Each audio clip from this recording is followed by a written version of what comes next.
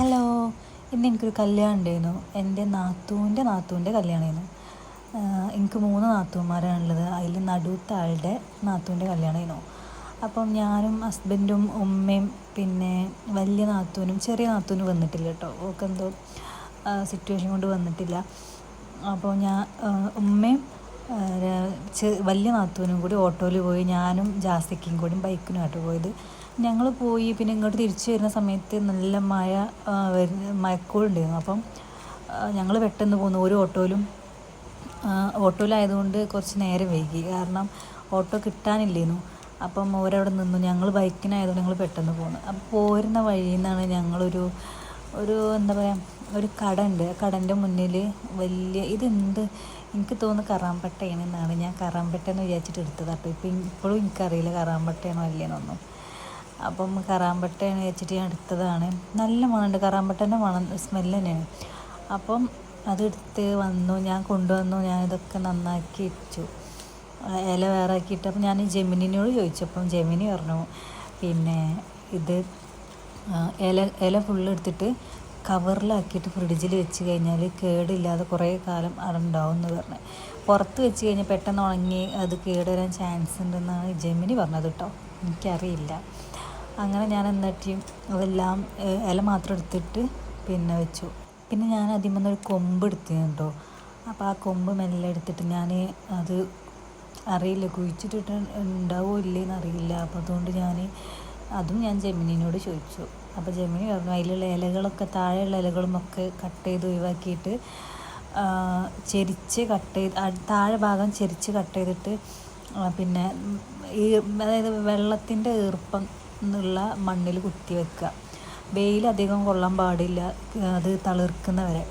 എന്നിട്ട് പിന്നെ വെള്ളം കെട്ടി നിൽക്കാനും പാടില്ല. അങ്ങനത്തെ സ്ഥലങ്ങളിൽ വെച്ചിട്ട് അത് കുഴിച്ചിട്ടാണ് പറഞ്ഞത്. എന്നാൽ തെളുക്കുന്ന പറഞ്ഞു. അപ്പം ഞാൻ എന്നിട്ട് അതിമത്തെ ഈ ഇലകളും കാര്യങ്ങളൊക്കെ അത് എടുത്ത് ഒഴിവാക്കി.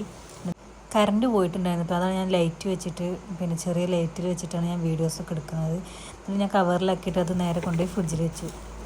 സംഭവം ഞാനിപ്പോഴായിട്ട് ശ്രദ്ധിച്ചത്, കറണ്ട് ഇല്ലാത്തതുകൊണ്ട് അപ്പോൾ ഞാനത് അങ്ങനെ ശ്രദ്ധിച്ചിട്ടില്ല. ഇപ്പോൾ ലൈറ്റിൽ നോക്കുമ്പോഴാണ് അതിന്മേൽ ചെറുതായിട്ട് ഇങ്ങനെ ചെറിയ തളിർത്ത് വന്നിട്ടുണ്ട് കേട്ടോ. അപ്പോൾ ഉണ്ടാവുമെന്നറിയില്ല, ജസ്റ്റ് ഒന്ന് ട്രൈ ചെയ്ത് നോക്കാമെന്ന് വിചാരിച്ചു.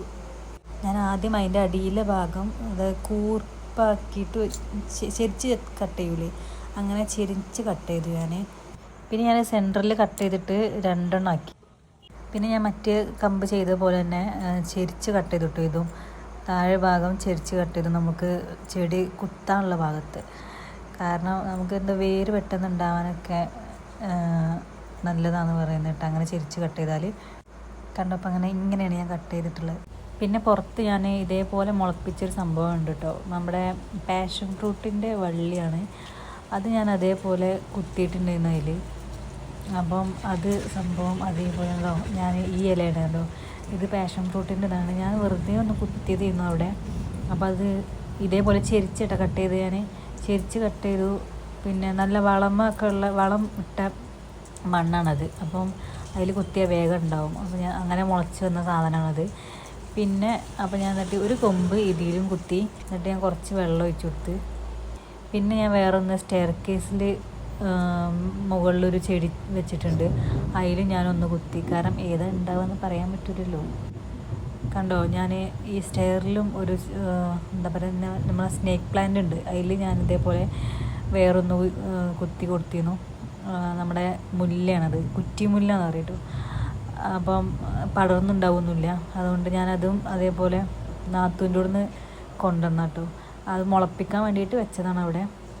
അപ്പോൾ അത് മുളച്ചിട്ടുണ്ട്. ഇനി ഒരു 2-3 ഇല വന്നോട്ട് വെച്ചിട്ട് അവിടെ തന്നെ കിടന്നോട്ട് വെച്ച് അങ്ങനെ ഒരു കമ്പ് ഞാൻ അതിലും കുത്തിയിട്ടുണ്ട്. അപ്പോൾ ഉണ്ടാവോ ഇല്ല ഒന്നും അറിയില്ല, ടെസ്റ്റ് ചെയ്ത് നോക്കുകയാണ്. ഉണ്ടായി കഴിഞ്ഞാൽ എന്തായാലും എൻ്റെ ഏതെങ്കിലും ഒരു വീഡിയോയിൽ അപ്ഡേറ്റ് ചെയ്യേണ്ടി കേട്ടോ. അപ്പം ഇഷ്ടപ്പെട്ടാൽ ലൈക്ക് ചെയ്യുക, ഷെയർ ചെയ്യുക, സബ്സ്ക്രൈബ് ചെയ്യുക. Thank you.